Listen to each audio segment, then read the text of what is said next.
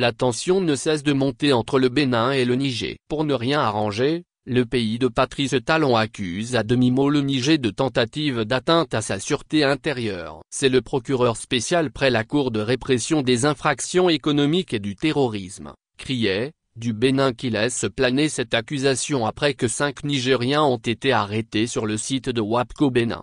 Dans cet article Sûreté intérieure du Bénin, tension continue entre le Bénin et le Niger. Dans une déclaration de presse datant du 6 juin 2024, Mario Metonou, le procureur de la CRIET accuse 5 ressortissants nigériens de s'être introduits le 5 juin sur le terminal pétrolier de Semépodji en contournant le protocole habituel d'accès au site. Alors que c'est depuis ce site qu'est exporté le pétrole brut nigérien transporté depuis le Niger via le géant Pipeline Niger-Bénin.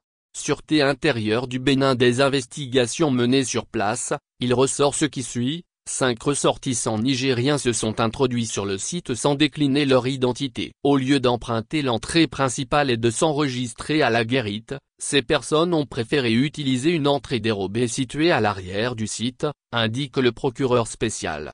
Dans le document, Mario Metonou estime que les ressortissants nigériens ont bénéficié de la complicité de l'administrateur général de WAPCO Bénin. Ce dernier aurait pourtant reçu 2 jours plus tôt la lettre du ministre de l'Énergie, de l'eau et des mines à travers laquelle l'État béninois a exprimé de vives préoccupations sécuritaires.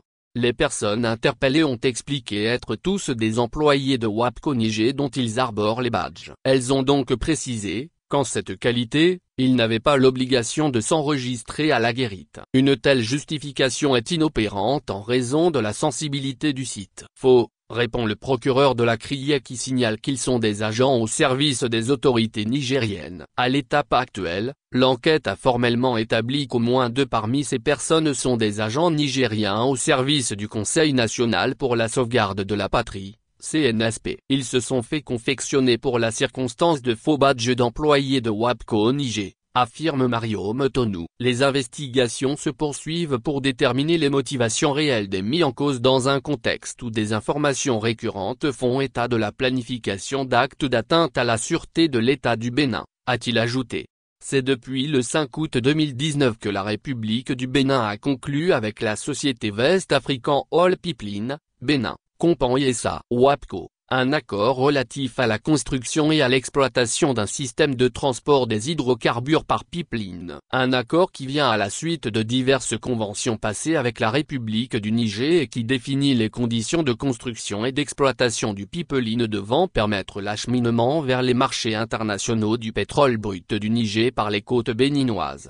Tension continue entre le Bénin et le Niger. D'après l'article 29.6 de l'accord prévoit que l'État béninois autorise les autorités publiques nigériennes à accéder au compteur du terminal si dans le terminal de la société WAPCO Bénin. Les autorités béninoises disent avoir confirmé le 03 juin dernier à l'administrateur général de WAPCO Bénin l'engagement de la partie béninoise à respecter les accords conclus mais a clairement indiqué que pour des raisons de sécurité, elle procéderait de manière encore plus avisée à la vérification de l'identité des personnes devant accéder au site. Depuis le renversement du président nigérien Mohamed Bazoum par les militaires en juillet 2023, les 2 pays voisins entretiennent une tension. Les militaires au pouvoir au Niger ont fermé les frontières avec le Bénin suite aux sanctions de la CEDEAO. À l'époque, le Bénin avait déclaré être disposé à envoyer des troupes à Niamey pour déloger les militaires. Depuis, il ne cesse d'accuser le Bénin d'abriter des bases militaires françaises près de la frontière dans le but d'entraîner des terroristes qui doivent venir déstabiliser le Niger. Des accusations toujours démenties par le Bénin qui a conditionné l'acheminement du pétrole nigérien par l'ouverture des dites frontières.